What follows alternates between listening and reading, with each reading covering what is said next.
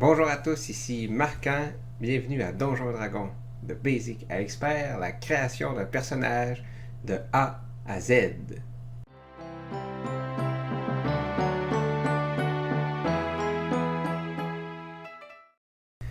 Donc aujourd'hui, on va créer un personnage vraiment de A à Z, toutes les étapes. On va suivre les étapes qui sont dans les règles de base, D&D Basic Rules, disponibles sur le site de Wizard of the Coast, qui sont aussi les règles de base fournies dans la boîte de débutants, le Starter Set de Donjons et Dragons. Donc ce qu'on va faire, c'est qu'on va suivre les étapes dans le livre, étape 1, 2, 3, puis on va y aller comme ça, puis on va se concentrer sur les aspects vraiment juste mécaniques et non pas roleplay pour aujourd'hui. C'est vraiment pour les joueurs, pour avoir un personnage prêt à votre première session de jeu, ou pour les maîtres de jeu qui ont personne pour les initier, être capable de comprendre la mécanique en arrière des personnages. Donc vraiment, on va se concentrer sur les règles uniquement. Donc, cette vidéo-là risque d'être quand même assez long. J'estime qu'il va durer probablement entre 45 minutes et peut-être même 1 heure. Donc, je vous suggère fortement d'aller vous chercher votre breuvage favori et de vous installer bien confortablement.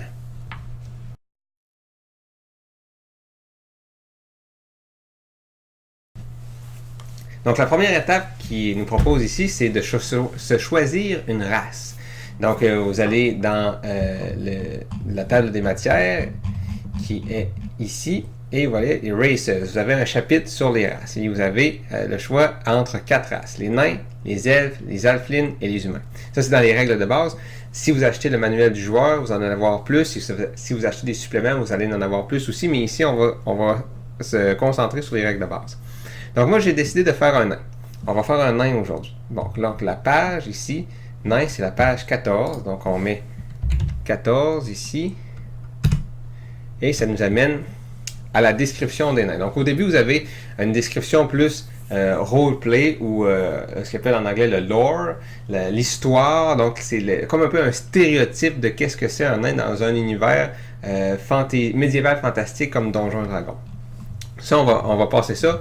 Vous allez pouvoir le lire vous-même. Ça se peut même que votre maître de jeu, lui, aide différents types de nains côté plus culturel que ça. Mais on va seulement se concentrer sur la mécanique. Donc, la première des choses, c'est que qui nous dit ici, Dwarf Traits, donc chaque race va avoir des bonus, ou des habiletés spéciales. Donc, les nains, eux, leur score de constitution augmente de 2. Donc, vous allez sur votre feuille de personnage ici. Donc, on a le PDF qu'on pouvez écrire directement dedans. Donc, constitution, moi j'ai inscrit plus 2 ici à mon score de constitution. On va descendre les différentes habiletés, puis on va les noter au fur et à mesure sur la feuille de personnage pour ne pas les oublier. Donc, l'âge, ça dépend de votre maître de jeu. Les autres, ils disent qu'environ les nains vont vivre jusqu'à 350 ans. Donc, vous pouvez aller sur votre feuille de personnage et lui choisir un âge. Ils disent qu'ils sont matures environ à l'âge de 50 ans. Donc, pour eux, 50 ans, c'est l'équivalent d'environ 18 ans. Donc, on va dire que notre nain ici, il va faire 56 ans dans la case âge. Ça, c'est pas important du point de vue mécanique, c'est juste pour le roleplay, on va le mettre pareil. L'alignement. Bon, l'alignement, je pourrais faire une vidéo juste là-dessus. Ils disent que la plupart des nains sont loyaux. Donc, on va y aller vraiment classique. On va y aller avec l'alignement qui est ici. On va mettre loyal. Bon. Ou lawful good. Ensuite de ça, size. Donc, ils sont environ entre 4 et 5 pieds et ils sont environ de 150 livres. Ce qui nous intéresse ici, c'est medium. Ça, c'est vraiment pour la mécanique lors des combats. Donc, on va l'inscrire ici dans Features and Traits parce qu'il n'y a pas de case pour ça. Du moins, j'en vois pas comme ça. Donc, on va marquer. Vous pouvez même marquer Racial Features, caractéristiques raciales. Donc, size, medium. Parce qu'il y a des créatures qui sont petites, tiny, donc très petites. Il y a large, huge, gargantuesque. Donc, nous, les nains sont médiums. Plus petits que les humains, mais plutôt larges et pesants, donc ils sont considérés comme médiums. Ensuite, voyons voir, on continue à descendre les caractéristiques. Speed, donc ça c'est your base walking speed. Donc c'est bon surtout pour les combats, surtout si vous jouez avec la grille de combat. C'est combien de pieds votre personnage est capable de faire en un round. Donc un round c'est 6 secondes. Donc les nains c'est 25 pieds. Donc on va inscrire ça sur la feuille de personnage. Speed 25. Si vous jouez avec la grille de combat, on pourrait aussi inscrire 5 pour 5 cases. Mais on va écrire 25 pieds, étant donné que on va regarder ce qu'il y a sur les règles. Ensuite, ça, on a quelque chose, une habileté qui est Dark Vision. Donc, la Dark Vision, c'est que les nains, étant donné qu'ils vivent sous la terre, eux sont capables de voir mieux que les humains en général. Donc, eux, lorsque c'est la lumière normale, ils voient très bien. Mais lorsque c'est de la lumière qu'ils appellent dim light, donc c'est un peu comme, par exemple, quand le soleil se couche ou lors de la pleine lune, pour un humain, nous on voit les formes, mais on voit pas les couleurs. On voit un peu comme en noir et blanc lorsqu'on n'a pas. Ou que lorsque vous vous levez la nuit pour aller aux toilettes, vous n'allumez pas les lumières, vous êtes capable quand même de vous diriger dans le noir parce qu'il y a assez de lumière. Eux, les nains, dans cette lumière-là, ils vont voir comme nous dans le jour. Et dans la totale obscurité, ils vont voir comme nous, si on veut, lorsque nous on voit juste les formes. Et ça sur 60 pieds. Donc on va aller sur notre feuille de personnage et on va inscrire dans nos caractéristiques Dark Vision. Vous pouvez inscrire aussi un peu plus de description pour vous rappeler, ou la page aussi. On peut inscrire la page pour vous rappeler, si donc votre maître de jeu dit avez-vous la Dark Vision, ouais, qu'est-ce que ça fait? Vous mettez la page, ça va être plus facile à aller chercher. Ensuite, il y a Dwarven Resilience.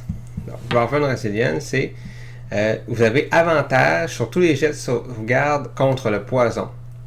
Et vous avez une résistance contre tous les dommages causés par le poison. Et c'est expliqué au chapitre 9 sur les combats.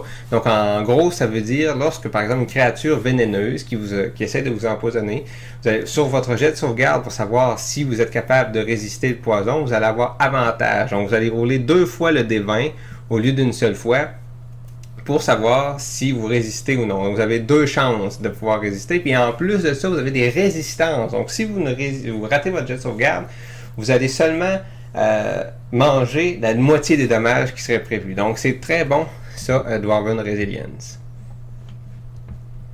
Donc on va aller inscrire ça sur notre feuille de personnage.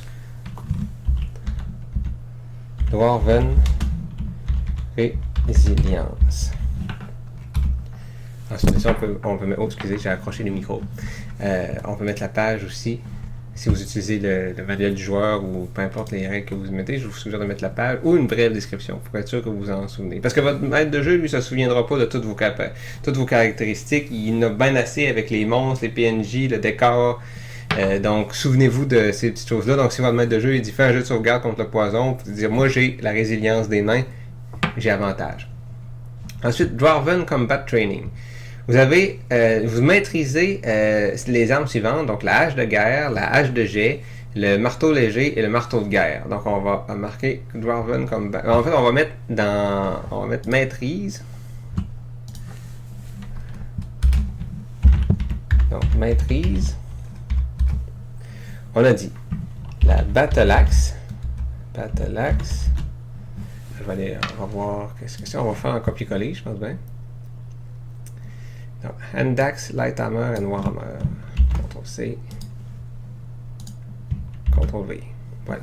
Donc ça, il maîtrise ces armes-là. Donc ça veut dire que si vous choisissez une classe qui ne maîtrise pas, par exemple, le Warhammer ou la Battle Axe, vous pouvez quand même, étant donné que vous êtes un nain, vous pouvez de base avoir cette arme-là et avoir votre bonus de maîtrise inclus dedans. Ensuite de ça, on continue. Tool Proficiency. Donc, vous gagnez une maîtrise avec des outils d'artisan de votre choix. Donc, des outils de forgeron, de brasseur d'alcool, de maçon. Donc, on peut décider, par exemple, là, vous avez dans les équipements toute la liste des outils d'artisan. qu'on peut aller voir. Mais moi, je vais en choisir une pour ça aller plus vite. On va dire notre personnage, il a un entraînement en tant que maçon, donc le travail de la pierre. On continue. Stone Cunning.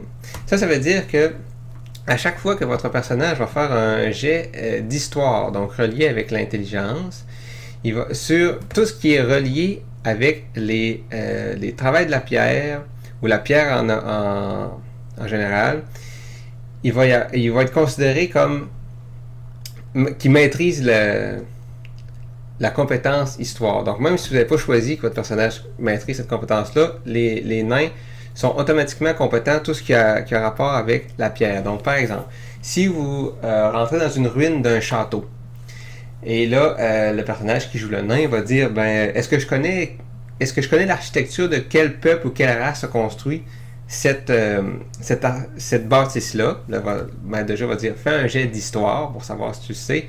Et là, vous pouvez dire, moi avec mon Stone Cunning, j'ai automatiquement mon niveau de maîtrise qui vient avec, donc vous allez avoir un +2 sur votre jet de dés. Donc en gros, c'est ça, Stone Cunning. Donc on va marquer qu'on a aussi ça. Stone Cunning.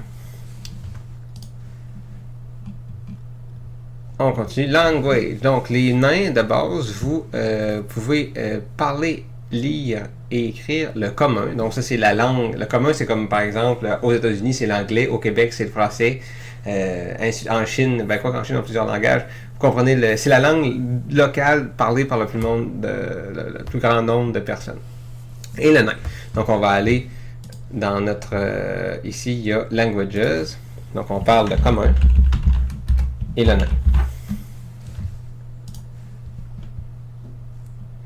Ensuite de ça, vous devez vous choisir une subrace de nains. Ça ne veut pas dire que les nains vont avoir, par exemple, il y a les nains des collines et les nains des montagnes. Ça ne veut pas dire que nécessairement qu'il y a des cités de nains des collines et des cités de nains des montagnes, dépendamment de votre maître de jeu. Moi, dans mon monde, il y a les gens dans le monde ne savent pas quelle est la différence des deux.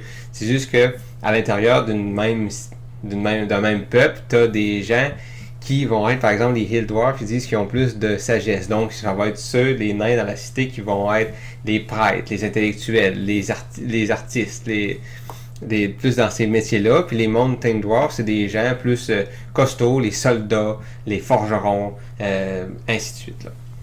Donc, moi, ce que je vais faire, c'est qu'on va faire un nain des collines. Donc, ce que ça me donne, un nain des collines, ça me donne un +1 à mon score de sagesse. Donc, on va venir ici, sagesse, wisdom, on va marquer +1. Parce que là, on n'a pas encore jeté nos dés là, pour décider combien qu'on a dans chacun, mais là, on sait qu'on a un +1.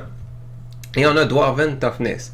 Donc, ça, c'est Your hit point maximum increase by 1 and increase by 1 every time you gain a level. Ça veut dire que là pour l'instant, on n'a pas encore tiré on les tirera pas au niveau 1, en fait. On sait pas encore, on n'a pas encore choisi notre classe. Donc là, on ne sait pas combien de points de vie on va avoir au niveau 1, mais on sait qu'en ayant choisi le nain des collines, on a un point de vie de plus au niveau 1 et un point de vie de plus à chaque niveau. Donc ça veut dire que si on vous rendez jusqu'au niveau 20, vous allez avoir au niveau 20 points de vie de plus que vous en auriez eu si vous n'aviez pas choisi le nain des collines. Donc on va aller inscrire ça. Dwarven Toughness.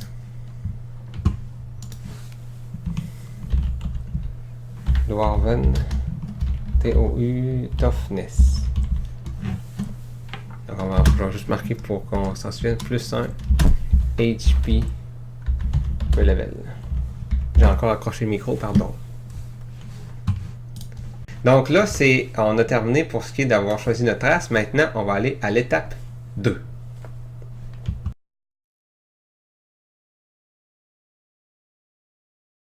Maintenant qu'on a choisi notre race, il va falloir choisir l'étape. La prochaine étape, c'est de choisir sa classe. Donc la classe de votre personnage, c'est un peu son métier en tant qu'aventurier. C'est quoi son rôle dans le groupe d'aventuriers? Donc ici, vous avez au chapitre 3 une description des classes. Vous en avez 4. Le clerc, le guerrier, le roublard et le magicien. Donc, il y a d'autres classes disponibles dans le manuel des joueurs, mais ici, dans les règles de base, c'est les 4 classes classiques de Donjons & Dragons. Donc, peu importe la race que vous avez choisie, vous pouvez choisir n'importe quelle classe de personnage. Donc, moi, j'ai choisi nain. Et pour cette vidéo-là, je vais choisir la classe de magicien. Donc, ça va être un nain magicien. Je sais que c'est pas, si on veut, classique des histoires médiévales fantastiques, mais c'est toujours le fun de faire de quoi qui sort de l'ordinaire et on va faire de quoi qui est assez intéressant, voir qu'est-ce que ça va donner, le mix des deux. Donc, le magicien est à la page 31. Donc, on va à la page 31. Il nous envoie à la page 32, on ne sait pas pourquoi. Donc, le magicien vous donne une brève description. En gros, le magicien, c'est un personnage qui, lui, son habileté principale, c'est l'intelligence. Donc, c'est un personnage qui va être attiré par la connaissance. Il va lire beaucoup de livres, il va faire des recherches. C'est lui qui va pouvoir... qui va avoir des bonus, si on veut, pour trouver des énigmes, pour élucider des énigmes, des mystères, et en savoir sur les anciennes civilisations, et ainsi de suite, par ses recherches qu'il a faites. Aussi, sa magie, elle, ce qu'ils appellent, c'est la magie arcane. Il y a deux sortes de magie, arcane et divine. Les clercs, eux, leur magie provient de leur divinité, donc c'est la divinité qui leur accorde leur pouvoir. Les magiciens, eux, c'est à travers leur recherche. C'est un peu comme les scientifiques du monde médiéval fantastique. Donc ici, vous avez un tableau qui résume un peu les nouvelles habiletés de classe qu'ils vont prendre à chaque niveau. Donc au niveau 1, on a un bonus de maîtrise de 2. Donc on va aller s'inscrire ça sur notre feuille de personnage. Bonus de maîtrise de 2. On a Spell Casting et Arcane Recovery. Donc on va marquer ça ici, Class Features. On a Spell Casting et Arcane Recovery. Ça, on va aller voir qu'est-ce que ça fait en détail plus loin. Donc, ici, les autres class features.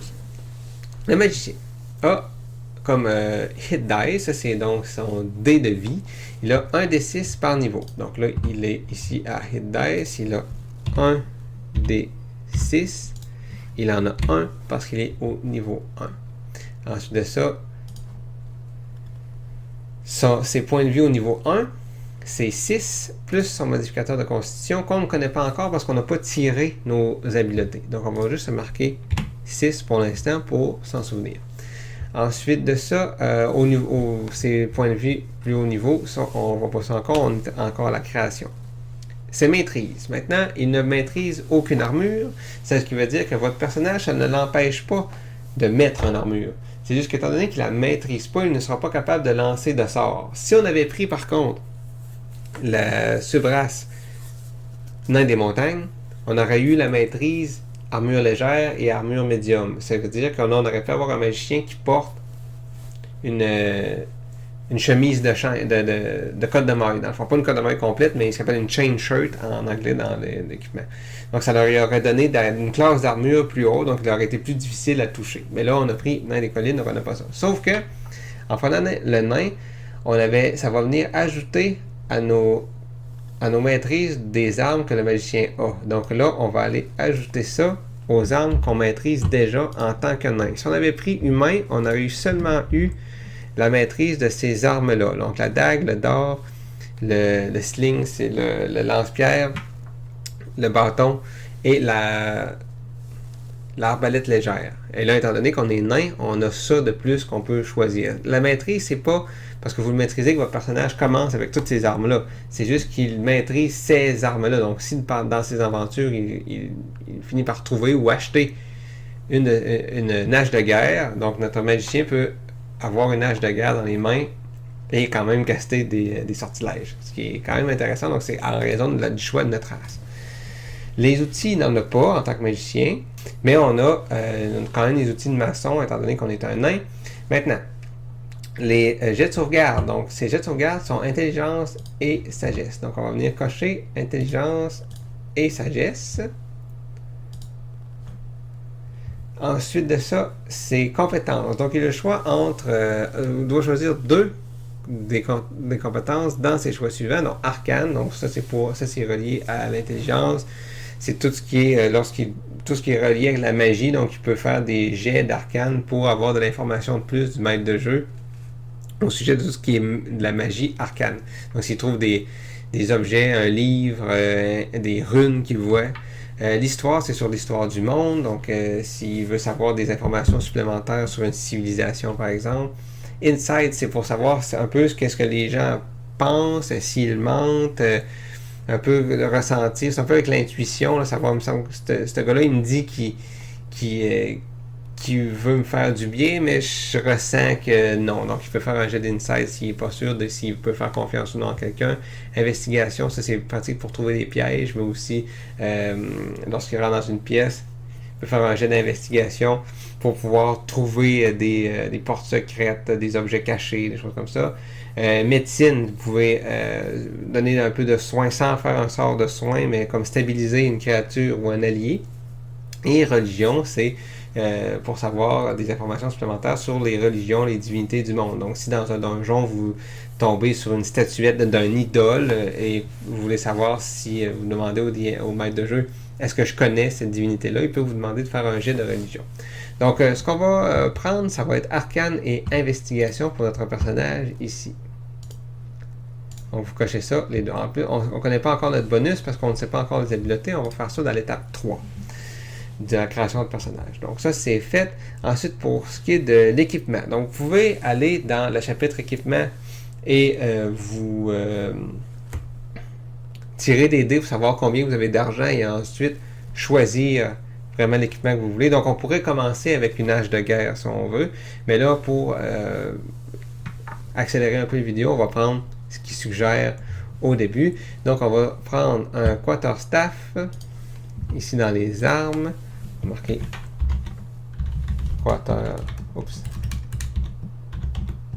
staff. Ensuite de ça, il nous proposait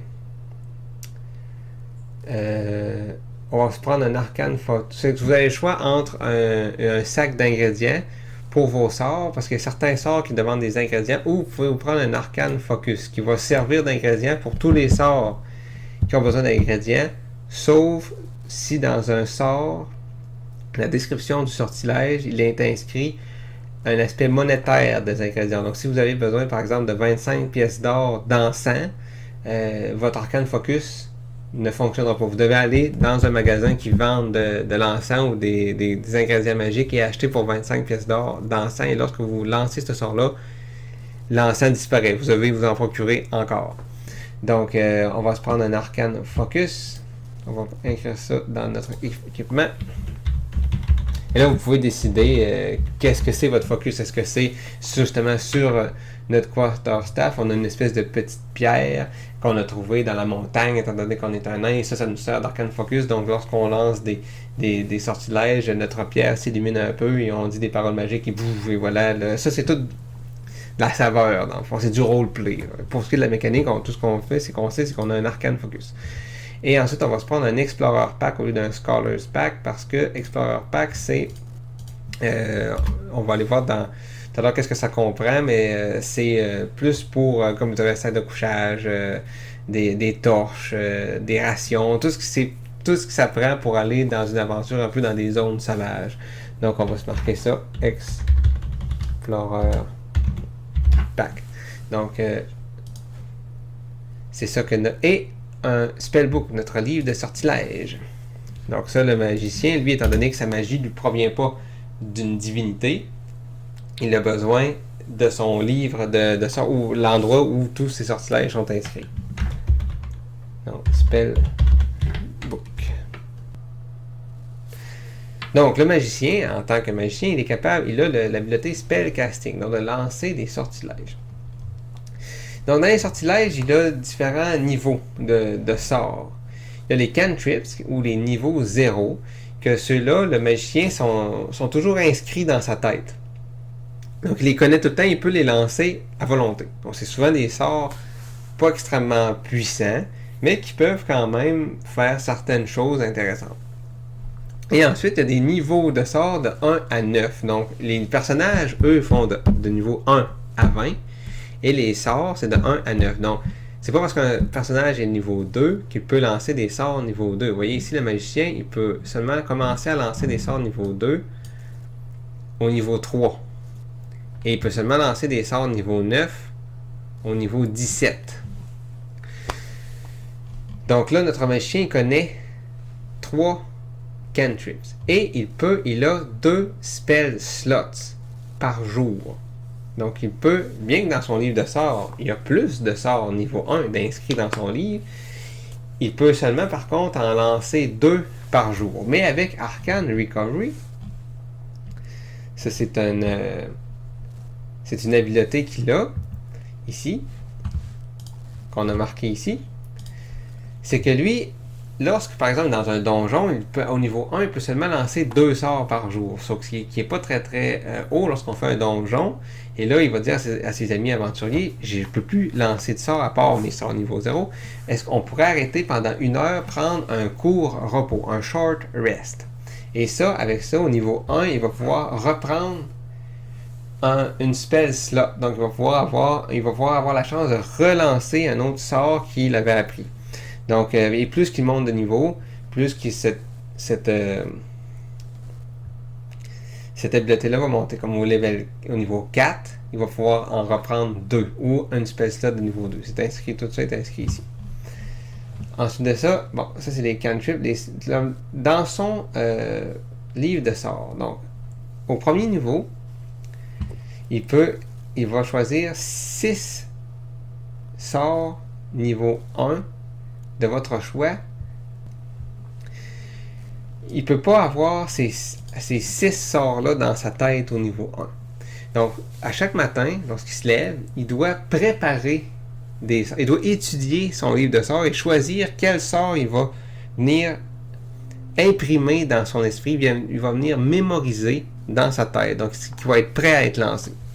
Donc, ici, pour savoir combien de sorts vous avez droit à préparer par jour, c'est en fait c'est égal votre modificateur d'intelligence qu'on ne connaît pas encore plus votre niveau de magicien. Donc là on est niveau 1, donc si on avait un score d'intelligence de 16, on aurait un modificateur de 3 plus 1 ça fait 4, donc des 6 sorts qui sont inscrits dans notre livre de sorts.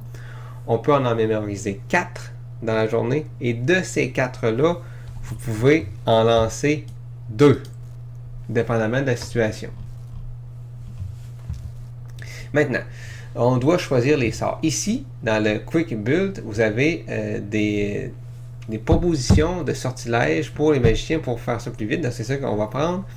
Ce sont des sorts que, dans le fond, ils vous suggèrent, vous ne pouvez pas vous tromper, dans une aventure typique de Donjons & Dragons, c'est pratique. Donc, pour ce qui est des cantrips, donc les sorts niveau 0, vous avez Lumière, Mage Hand et Ray of Frost. Donc, on va venir inscrire ça dans notre feuille de sorts. Donc, Light, Mage Hand et Ray of Frost.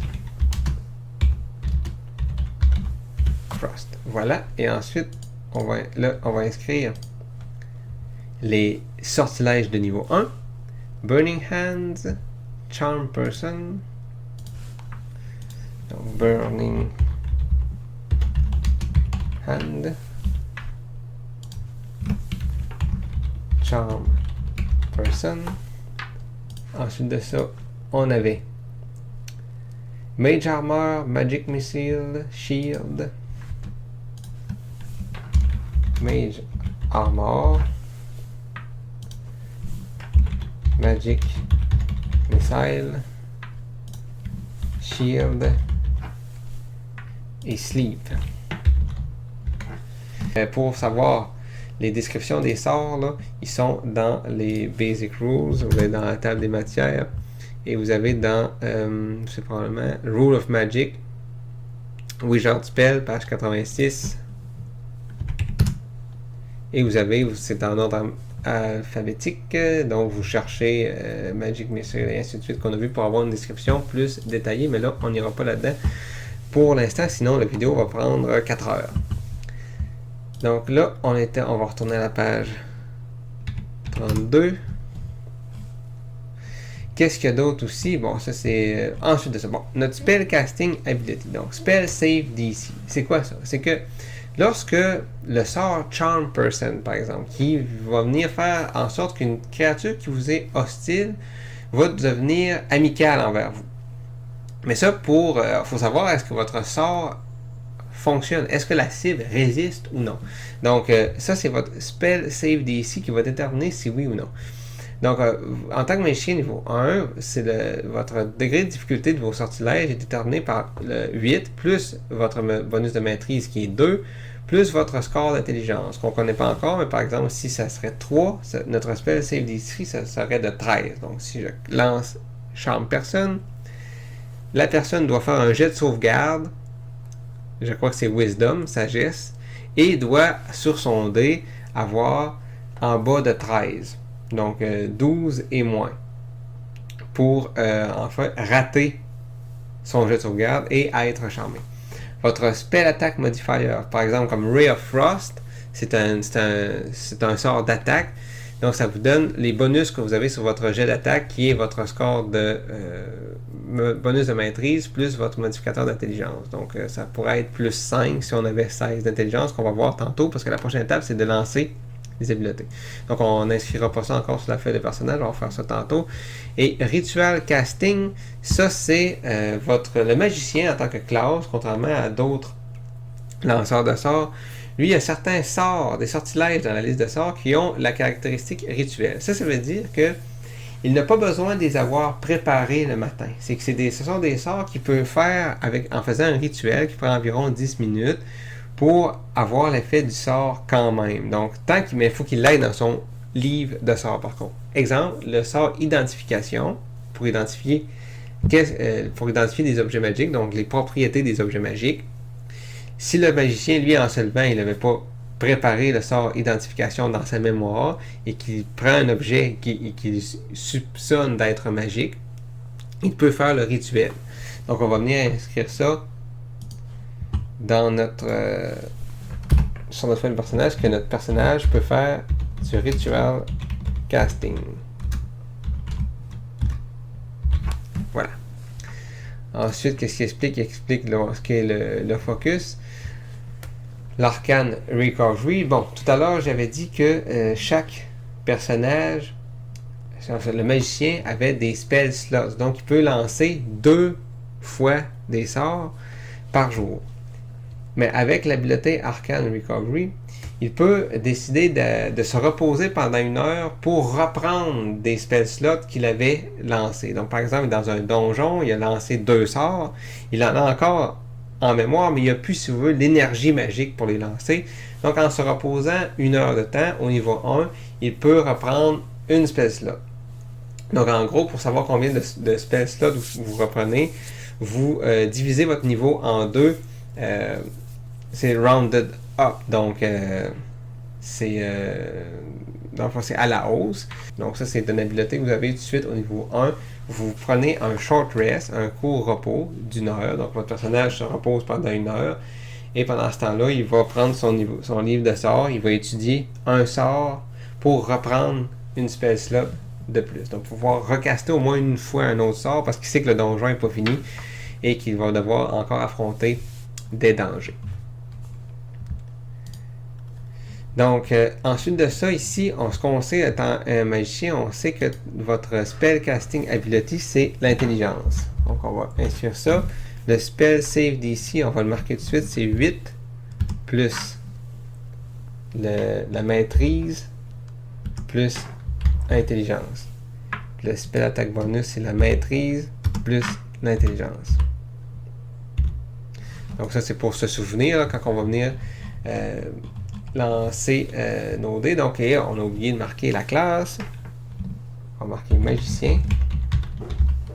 Et le niveau 1. Donc, là, on a tout inscrit ce qu'il fallait pour ce qui est de notre magicien niveau 1. Là, ce qu'on veut savoir, ça c'est toutes ces caractéristiques de classe. Maintenant, la prochaine étape, ça va être les scores d'habileté.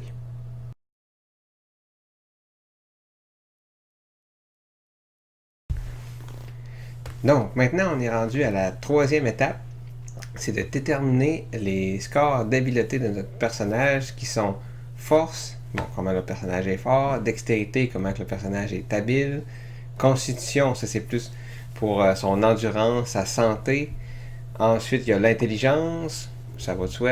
La sagesse qui plutôt aussi c'est comme un peu son intuition, c'est qu'est-ce qu'il est capable de ressentir, qu'est-ce qu'il est capable de percevoir, un peu comme son instinct. Et en dernier lieu, le charisme, donc c'est sa force de caractère, comment sa présence, à quel point il est capable de convaincre les autres, de rassembler les autres. Donc, nous, en tant que magicien, notre score le plus important, c'est intelligence. Mais il faut quand même déterminer combien d'intelligence et des autres habiletés que notre personnage va avoir. Donc, pour ce faire, vous avez deux façons. Mais moi, la façon, c'est la façon la plus comme un peu classique, c'est de le générer de façon aléatoire. Donc ici, il nous dit, c'est de rouler, dans le fond, 4 dés à 6 faces et de prendre les 3 meilleurs chiffres et des additionner. Donc, et vous inscrivez ça sur une feuille de papier. Donc, je vais faire le premier. Donc, je roule les 4 dés à 6 faces. Et voyez-vous, j'ai un 6, 2, 6, ça fait 12, un 5, j'ai un 17. Donc, ça me donne un chiffre 17. Donc, je note ça sur ma feuille de papier. Je vais faire ça encore 5 fois pour les 6 scores. Donc là, je vais couper un peu au montage. On se revoit après que j'aille fini de brasser les dés. Donc, j'ai terminé de brasser mes 6 scores. J'ai quand même... bon, ça a déterminé quand même un score assez... j'étais très haut score, en fait. J'ai 17, 17, 16, 11, 15 et 10. C'est très fort quand même, mais bon, c'est le hasard qui fait ça. Donc, si vous voulez avoir des personnages plus équilibrés dans votre groupe, vous avez aussi la façon de... Il vous donne tous ces chiffres-là, donc 15, 14, 13, 12, 10 et 8, et vous les mettez selon le personnage que vous voulez jouer. Mais moi, j'ai toujours fait ça au hasard, comme ça, donc vous pouvez avoir des surprises, quoi, d'avoir des personnages avec des très hauts scores ou de très bas scores. C'est vous qui décidez quelle façon de faire. Bon, là, on va aller voir notre feuille de personnage. Et on va aller placer les scores à l'intérieur. Bon, donc moi, mon personnage, le magicien, c'est l'intelligence. Donc, nécessairement, je vais mettre un 17 à l'intelligence. Ensuite, le deuxième habileté que je voudrais avoir de plus en tant que magicien pourrait être la constitution. Étant donné que c'est pour en fait, les sorts de concentration et aussi pour avoir plus de points de vie. J'ai un deuxième 17. Donc, ce qui me donnerait... je peux pas le mettre là parce que ça me donnerait 19. Quoique, ah oui, je pense que oui, c'est le maximum, c'est 20. On va aller voir dans les chiffres. Bon, c'est ça, le maximum qu'on peut avoir, c'est 20. Donc, je peux avoir un 19 de constitution. Sinon, je pourrais le mettre en dextérité pour augmenter ma classe d'armure. Je pense que c'est ce que je vais faire. Je vais mettre le deuxième 17. Comme ça, étant donné que je ne peux pas porter d'armure. On va mettre le 17 là. Donc, on barre les deux 17. Ensuite, je pourrais mettre mon 15 en constitution. Donc, j'ai un plus 2 qui va m'amener à 17. C'est assez débile, le personnage avec 3 17. Mais bon. Donc, j'ai mis mon 15. Il me reste donc un 16, un 11 et un 10. Donc, la force, je vais mettre mon score le moins bon. Pour un magicien, c'est pas vraiment important d'être très fort. Donc, en sagesse, donc il me reste un 11, un 16 et un 10. Donc, j'ai un plus 1 en sagesse. La sagesse, c'est quand même bon pour... je crois que je vais mettre mon 16 ici. Donc, il va monter à 17. Et le 11 qui me reste en charisme. C'est un personnage extrêmement puissant. C'est les dés qui ont décidé ça comme ça. C'est le hasard. Bon, ça peut arriver. Donc, ensuite de ça, ce que je vous parlais, c'est du modificateur de chaque habileté. Ça, c'est, si vous voulez l'écrire sur le plus haut chiffre, parce que c'est plus ça que vous allez qu'on va se servir le plus souvent. Mais il faut savoir votre modificateur, il y a la table ici, Ability, Scores and Modifier. Donc, on avait donc 10 de force, donc 10, ça nous donne 0. Donc, on vient marquer ça ici, 0. On n'a pas de modificateur lorsqu'on va faire un jet de force, par exemple. Ensuite, là, on va prendre ensuite le 17, c'est plus 3. Donc, vous inscrivez plus 3, plus 3, plus 3. On a beaucoup de 17. Et charisme, ça sera 0. On va aller vérifier. De 10 à 11, c'est 0. Donc, aucun bonus de charisme. Donc, on a un personnage très puissant. Donc là, on va pouvoir déterminer plusieurs jets ici. Donc, les jets de sauvegarde et les jets de compétences. Donc, force, on a plus 0. Dextérité, on a plus 3. Constitution, plus 3. Intelligence, plus 3. Sagesse, plus 3. Charisme, 0. Et là, ici, étant donné qu'on a un magicien, on va ajouter notre bonus de maîtrise. Donc, on va avoir plus 5. Qui est 2 ici. Ça, donc ça, c'est réglé pour nos jets de sauvegarde. Ensuite de ça, les compétences. Vous voyez ici, acrobatique, on a une habileté qui est reliée à chaque compétence. Donc, pour ceux qu'on n'a pas d'entraînement, on va tout simplement mettre notre modificateur d'habileté. Donc, Dex, plus 3. Animal Handling, ça va toujours plus 3 dans le fond. À peu près à tout. Plus 3 sagesse. Bon, Arcane, ça va être plus 5 parce qu'on est entraîné là-dedans. Athlétique, 0, c'est force. Charisme, c'est 0. Histoire, plus 3. Insight, plus 3 de sagesse. Intimidation, 0, c'est charisme. Investigation, plus 5. Médecine, plus 3. Nature, plus 3. Et vous descendez ça comme ça. Là. Vous regardez quelle habileté est reliée. Charisme, 0. 0. Plus 3. Plus 3. Plus 3. Et plus 3. Bon, alors ça c'est fait. Ensuite de ça, on avait besoin de notre modificateur de constitution pour nos points de vie. Donc on a plus 3 ici à constitution. Donc ça, notre maximum de points de vie, ça va être à 9. Parce qu'on a 1 des 6. Au niveau 1, on commence à 6 plus 3. Donc on a 9. Notre classe d'armure. Ici, on n'a pas d'armure dans notre équipement. Donc on va commencer tout de suite avec une armure classe d'armure de base qui est 10, que lorsqu'on n'a aucune armure, et on va ajouter notre modificateur de dextérité. Donc on va avoir 13 de classe d'armure en commençant, et initiative plus 3. L'initiative, ça c'est votre modificateur de dextérité. Ça c'est pour savoir qui va agir en premier lors d'un combat. Ensuite de ça, on avait besoin aussi de notre modificateur d'intelligence pour connaître ça ici. Donc, pour notre degré de difficulté des sorts, donc c'est 8, plus la maîtrise, plus l'intelligence. Donc ça fait 8, plus 2, plus 3, ça fait 13. Donc notre degré de difficulté au niveau 1 est à 13. Et ensuite, c'est maîtrise plus intelligence, donc c'est 5.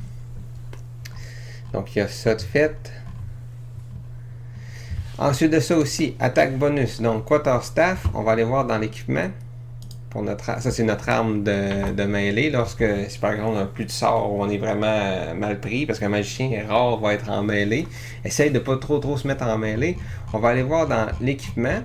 Donc c'est la page de la table des matières. On va aller voir l'équipement, donc c'est à 45. On va aller voir c'est quoi les caractéristiques du quarterstaff. Donc ici on a les armures, on n'a pas. Weapon, quarterstaff. Donc c'est 1 des 6 bludgeoning, ça c'est le type de dommage. C'est versatile, donc on peut le prendre à 2 mains. Donc si on le prend à 2 mains, on va faire 1 des 8. Donc c'est ça qu'on va prendre. Donc le personnage, étant donné qu'il n'y a pas de bouclier, il n'y a pas d'autres armes, il va le prendre à 2 mains. Donc là, pour ce qui est de l'attaque bonus, on va prendre notre modificateur de force qui est 0, plus notre degré de maîtrise, parce que notre personnage maîtrise le quarterstaff. Donc on va marquer plus 2, donc on n'a rien à force. Et dommage, ça va être 1 des 8, plus notre force seulement. On n'ajoute pas notre degré de maîtrise à nos dommages. Donc, ça va être tout simplement 0. Donc, c'est 1 des 8 de dommages, tout simplement. Ensuite de ça, pour ce qui est des habiletés, je crois que tous les modificateurs sont faits. Donc, vous avez terminé pour ce qui est de la partie de choisir les scores d'habileté. Maintenant, on va aller à la 4e partie, qui est de décrire votre personnage.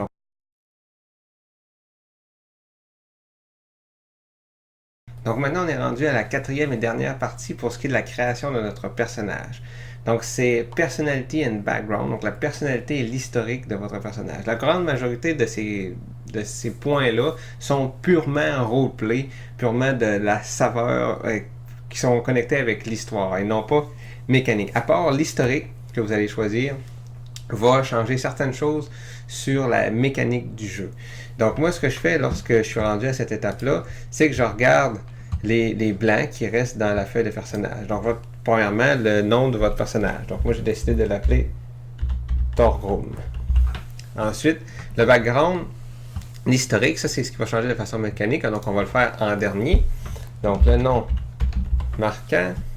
Ça, c'est des traits de personnalité, les IDs. Ça, c'est vraiment point de vue roleplay seulement. Donc, je ne ferai pas ça pour ce qui est de cette vidéo-là, étant donné que je veux le garder mécanique, mais vous avez au chapitre 4 des exemples là, pour vous donner un peu comment votre personnage va se comporter. Sauf que lorsqu'on est des joueurs débutants, règle générale, les joueurs vont se jouer eux-mêmes dans le jeu. Ils en ont déjà assez avec le concept, donc c'est pour ça que moi, pour les joueurs débutants, je m'occupe pas de ça.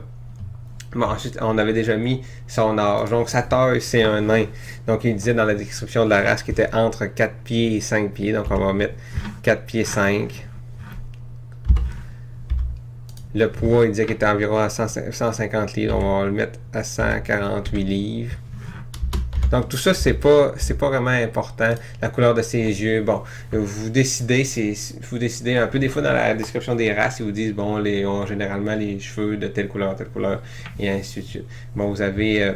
ici, c'est la feuille vraiment beaucoup plus roleplay, comme son apparence. Vous pouvez décider de le décrire, qu'est-ce qu'il porte, comment sont ses cheveux, puis en mettre... Vous pouvez en beurrer épais autant que vous voulez, là, comme vous pouvez laisser ça blanc pour la première partie, parce que vous en avez déjà assez avec les règles. Ici, bon, là, vous avez une section trésor, sa backstory. Donc là, on peut décider que notre personnage fait partie d'un ordre de magiciens de la cité naine de Durne qui se spécialise dans l'enchantement d'armes et d'armures, blablabla, né avant l'ère de ci, tout ce pire.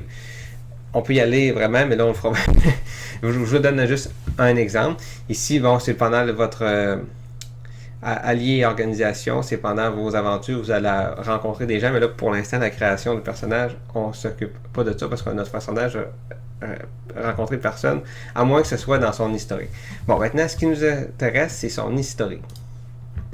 Il disait dans le chapitre sur les classes, le magicien, pour en faire un vide, de prendre l'historique sage.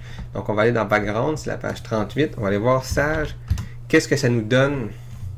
Donc, criminel, vous avez des folk heroes avec une description. Ici, c'est là que je vous dis les traits de personnalité, les idéaux, les bandes, c'est comme ce qui le maintient, un lien avec le monde, des défauts. Vous pouvez même les tirer au hasard si vous voulez, puis les inscrire sur votre feuille de personnage.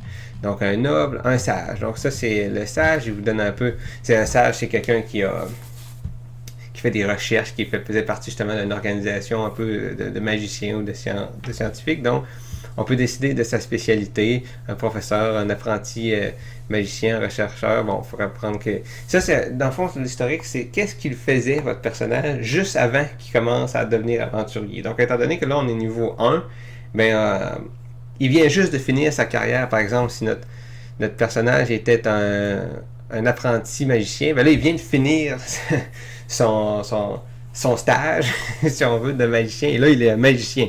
Donc, il peut s'en aller à l'aventure pour aller découvrir des nouvelles choses. Donc là, il nous dit ici, ce qu'on nous intéresse, c'est ça ici. C'est vraiment la mécanique du jeu. Donc là, il nous dit que lorsqu'on choisit sage, on est entraîné à arcane et histoire.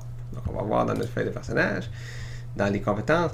Arcane, on l'a déjà pris. Donc, on peut prendre une autre compétence de notre choix. Donc, on va prendre une autre compétence d'intelligence. Tiens, on va prendre nature. Donc, ça va nous donner, on va pouvoir ajouter notre bonus de maîtrise. Et histoire, donc on peut mettre à histoire, ici. Donc notre personnage a maintenant 4. Il est entraîné à 4 compétences au lieu de 2. En raison de qu'on a choisi sage. Si on avait choisi par exemple noble, il y aurait eu histoire et persuasion. Ensuite, on peut choisir 2 langues de notre choix. Donc la table des langues, si je me souviens bien, elle est au début, ouais, personnel, les langues. Voilà, standard language. Donc nous, notre personnage parle le commun et le nain, donc on peut choisir là-dedans. Donc il va parler l'elfe et le géant. Bon, on va faire ça un peu pour accélérer. Donc il parle l'elfe et le géant. Donc il a appris ça à travers ses études, il a appris 2 langues de plus pendant ses études. Ensuite de ça, pour ce qui est du sage, c'était la page 38, ouais, c'est ça. On c'est des backgrounds, on va retourner à voir sage. Qu'est-ce qu'il nous donne de plus? D'équipement. Donc, on a ces équipements-là. Donc, une bouteille d'encre, une plume, un petit couteau, une lettre d'un collègue décédé qui nous pose une question qui n'a pas été encore répondue. Un set de vêtements d'hommes du commun. Donc, ça, il vous dit un set of common clothes.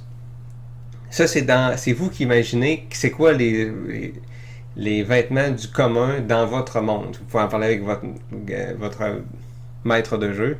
Et ça, c'est quand je vous disais dans la section description de votre personnage, c'est quoi un vêtement commun nain pour vous décrivez. Et une bourse contenant 10 pièces d'or. Donc, on va prendre ça.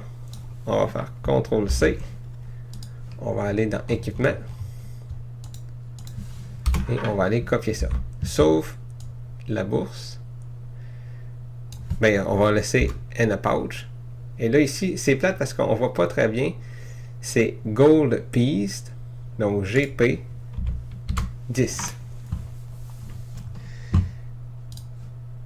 Et voilà, ça, ensuite de ça, on peut décider. Bon, moi, j'ai décidé qu'il était un wizard apprenti, donc vous pouvez aller voir ici dans Background, on peut marquer Wizard Apprentice. Bon, et là, on peut détailler ça comme on veut, mais là, en ce moment, notre personnage serait prêt à commencer à jouer. Il est tout fait mécaniquement pour être capable de débuter une session.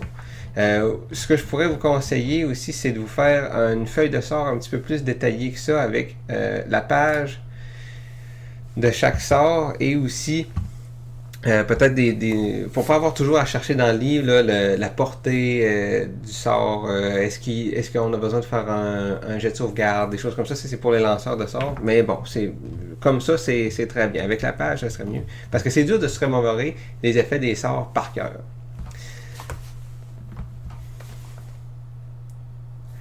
Donc, notre personnage est prêt.